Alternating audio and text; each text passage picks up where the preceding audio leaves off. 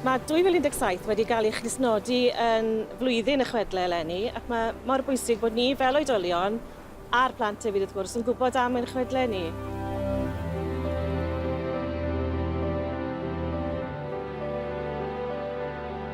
Mae'r gyfrol 10 Chwedl o Gymru yn cynnwys 10 o chwedlau hen a newydd o bob rhan o Gymru ac o sawl cyfnod hanesyddol hefyd o'r Mabinogi hyd at y 4th ganrif ar 15.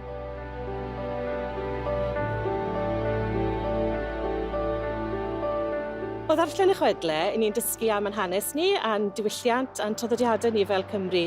A ngobeith i wrth ysgrifennu'r gyfrol oedd dod â'r straeon yma yn fyw. Maen nhw'n straeon sy'n llawn arwyr, yn llawn antur ac yn llawn cyffro. A beth sy'n wych yw bod nhw ar y stepen drws ni fan hyn a bod y lleoliadau yn gyfarwydd i ni.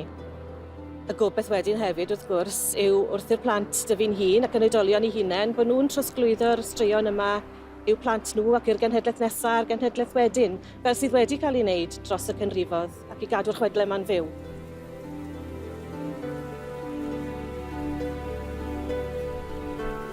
A dyma pawb yn ymgynnull i glywed cyhoeddiad pwysig.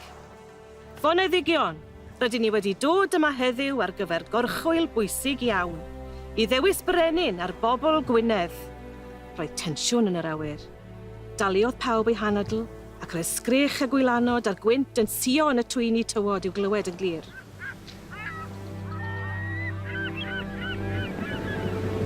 Dwi wedi bod yn mynychu seremoni Gwobr Na-nOg nawr ers tua 10 mlynedd yn achlysurol, yn rhinwedd fy swyddi fel golygydd gyda gwasg Lolfa. Dwi wedi bod yn ddigon lwcus i weithio ar nifer o'r llyfrau sydd wedi cyrraedd yr Rhestr Fer a rhai wedi ennill hefyd. Ond o'n i byth yn dychmygu bydden ni yn eistedd ochr arall y ffens fel awdur. Mae pobl yn dueddol o feddwl bod hi'n hawdd ysgrifennu llyfrau i blant, ond plant yw'r gynulleidfa fwyaf anodd a mwyaf beirniadol gall unrhyw awdur i gael. Mae gen i gymaint o barch at awduron plant fel Manon Steffan a Cari Lewis a'r diweddar Gareth F. Williams a enillodd Gwobr Na-nOg 6 gwaith i gyd. Dwi'n cofio Gareth yn sôn wrtha i rhywbryd bod cael cydnabyddiaeth am ei lyfrau plant a chael canmoliaeth gan blant a phobl ifanc yn meddwl y byd iddo fe. Brenin nesa Gwynedd fydd yr un sy'n gallu creu cadair i arnofio ar y môr am yr amser hiraf. Edrychodd Meilgwn ar einion a lledodd gwên dros ei wyneb. Roedd ganddo gynllun.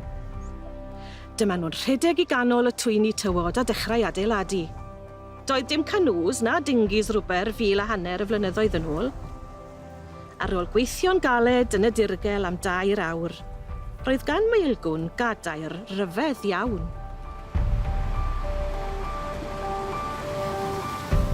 Mae Gwobr Na-nOg mor bwysig maen nhw'n codi ymwybyddiaeth o'r byd cyhoeddi llyfrau plant yng Nghymru ac yn hybu llyfrau Cymraeg gwreiddiol. Dwi'n edrych ymlaen yn fawr iawn at ddydd Iau Eisteddfod yr Urdd i gael gweld pa ddau awdur bydd yn cipio'r gwobrau eleni.